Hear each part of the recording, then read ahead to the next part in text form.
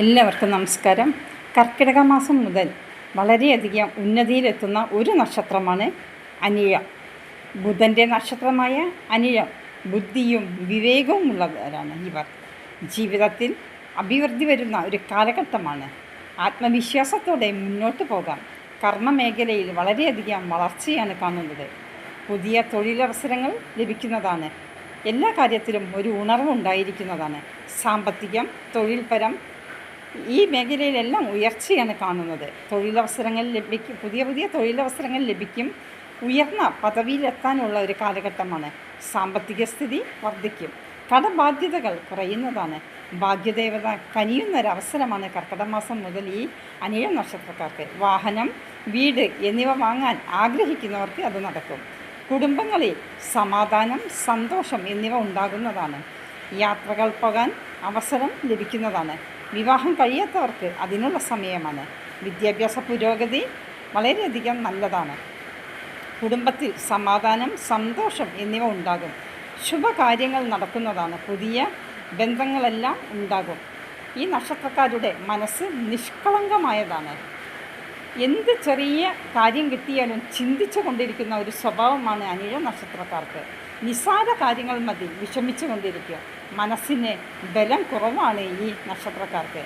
ഒരു ഉറച്ച തീരുമാനമെടുക്കാൻ ഇവർക്ക് വലിയ പ്രയാസമാണ്.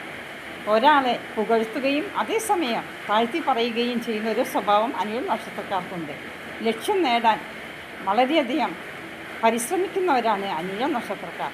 ലക്ഷ്യം നേടിയാൽ അനുഭവിക്കാറില്ല. ഇത്രയും വർഷമായിട്ട് കഷ്ടപ്പാട് മാത്രമേ ഉണ്ടായിരുന്നുള്ളൂ, അനുഭവം ഉണ്ടാകാറില്ല. എന്നാൽ അതിനെല്ലാം ഒരു മാറ്റം വരികയാണ്. അനുഭവ ഭാഗ്യം കുറവായിരുന്ന ഒരു നക്ഷത്രമായിരുന്നു അനിഴ നക്ഷത്രം. ഇനി അവർക്ക് അനുഭവ ഭാഗ്യമാണ് വരാൻ പോകുന്നത്. ആത്മാർത്ഥത വളരെയധികം കൂടുതലാണ് ഈ നക്ഷത്രക്കാർക്ക്. ഇഷ്ടപ്പെടുന്നവരിൽ വളരെയധികം എന്ത് സഹായം ചെയ്ത് കൊടുക്കുന്നവരാണ് ഇവർ.